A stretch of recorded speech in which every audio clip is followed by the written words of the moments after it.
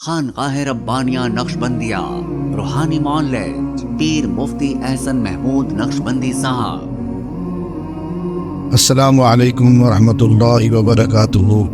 معزز سامعین و ناظرین، آج ہم آپ کو ایک اہم موضوع کی طرف آپ کی توجہ دلانا چاہتے ہیں۔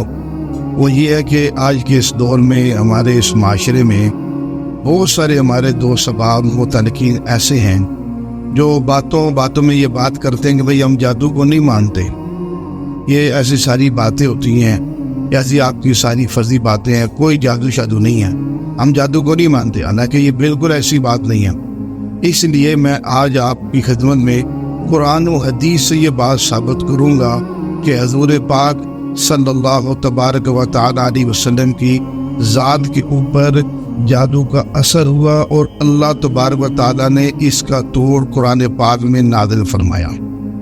اس لیے ایسی بات نہیں کرنی چاہیے۔ حضور پاک صلی اللہ علیہ وسلم کو اللہ پاک نے خاتم النبیین بنا کر کے دنیا میں مبعوث فرمایا۔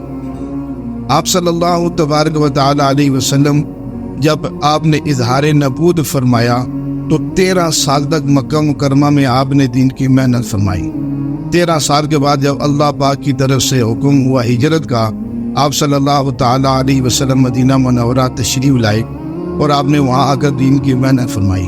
جب آپ صلی اللہ علیہ وسلم مدینہ تشریف لائے تو مدینہ کے اندر یہودیوں کی تعداد بہت زیادہ تھی، اور چونکہ جب ان کے علم میں یہ بات تھی یہودیوں کے کہ جتنے بھی انبیاء علیہ الصلوۃ والسلام آئے ہیں وہ سارے کے سارے بنو اسرائیل یعنی حضرت یعقوب علیہ الصلوۃ والسلام کی اولاد میں سے آئے ہیں، اور خاتم النبیین صلی اللہ علیہ وسلم وہ بھی اب ایسے ہی ہوگا، کیونکہ ان کی کتابوں میں یعنی تورات زبور کے اندر حضور پاک صلی اللہ علیہ وسلم کی بشارتیں تو موجود تھی، لیکن یہ نہیں تھا کہ وہ آئیں گے کس کی اولاد میں سے۔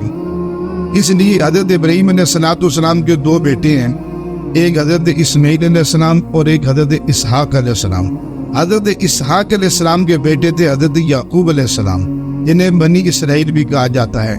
تو اب حضرت یعقوب علیہ الصلوۃ والسلام کی جو اولاد ہے، یہ یہودی جتنے بھی سارے ان کی اولاد میں سے تھے۔ تو انہوں نے یہ گمان تھا کہ حضور پاک صلی اللہ علیہ وسلم یعنی خاتم النبیین بھی ہمارے میں سے ہوں گے، تو ایسا اللہ کی شان ایسا نہیں ہوا، اللہ کو یہ منظور نہیں تھا۔ تو حضور پاک صلی اللہ علیہ وسلم کو اللہ نے حضرت اسماعیل علیہ الصلوۃ والسلام کی اولاد میں سے پیدا فرمایا۔ تو اس کی وجہ سے یہودیوں کو حضور پاک صلی اللہ علیہ وسلم پر بہت زیادہ حسد ہو گیا کہ ایسا نہیں ہونا چاہیے تھا، ایسا کیوں ہو گیا۔ تو آپ صلی اللہ علیہ وسلم جیسے مدینہ منورہ پہنچے تو آپ نے یہودیوں کے ساتھ بہت بڑا ایک معاہدہ کیا کہ معاہدے میں یہ ہوا کہ آپ اپنا کام کریں، ہم اپنا کام کرتے ہیں، آپ ہمیں دونوں جو ہے نا پرسکون زندگی گزارے، آپ ہمیں نہ چھیڑے، ہم آپ کو نہیں چھیڑتے۔ چنانچہ یہ معاہدہ تو ہو گیا، لیکن یہودی جو تھے وہ اندر ایک بہت بڑی یعنی آپ صلی اللہ علیہ وسلم کے خلاف سازشیں اور کروائیاں تیار کرنے میں لگے تھے۔ ان میں سے یہ تھا کہ ان میں سے انہوں نے ایک یہ کام کیا کہ آپ صلی اللہ علیہ وسلم کی ذات کے اوپر جادو کروا دیا۔ تو جب جادو ہوا تو آپ صلی اللہ تبارک و تعالی علیہ وسلم کی طبیعت میں یعنی وہ اس کے اثر کی وجہ سے طبیعت ناساز ہوگی۔ ان کی علامات میں سے یعنی آپ صلی اللہ علیہ وسلم کے ساتھ یہ پیش آتا کہ آپ صلی اللہ علیہ وسلم کوئی کام کر چکے تو بعد میں کہتے کہ پتہ نہیں میں نے یہ کام کیا کہ نہیں کیا، یعنی کس طرح کی طبیعت ہو گئی تھی اور کافی دن اس کا اثر رہا۔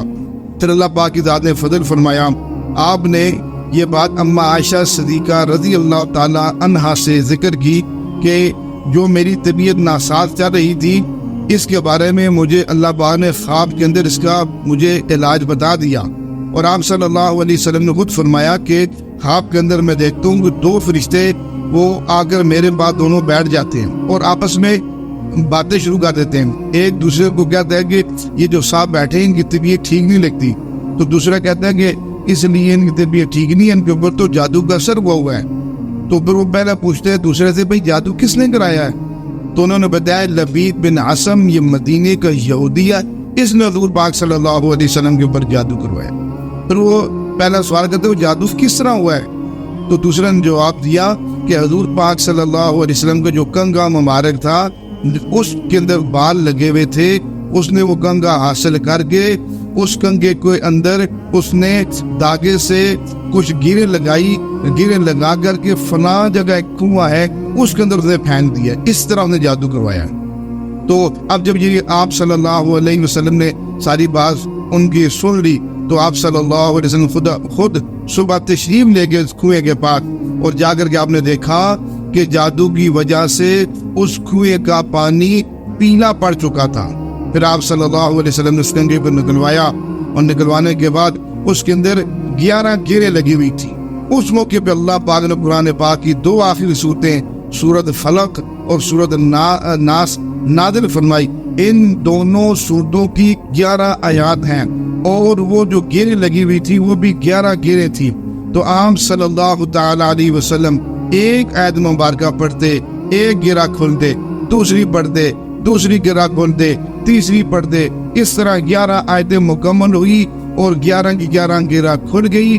آپ صلی اللہ تعالی علیہ وسلم کا فرمان یہ ہے کہ جس وقت گیرہ کھلتی گئی آپ نے فرمایا ایسے لگتا ہے جیسے کوئی چیز بندھی ہوئی تھی اور آزاد ہو گیا. اور اس کے بعد آپ صلی اللہ تعالی علیہ وسلم کی طبیعت مبارک بالکل ٹھیک ہو گئی.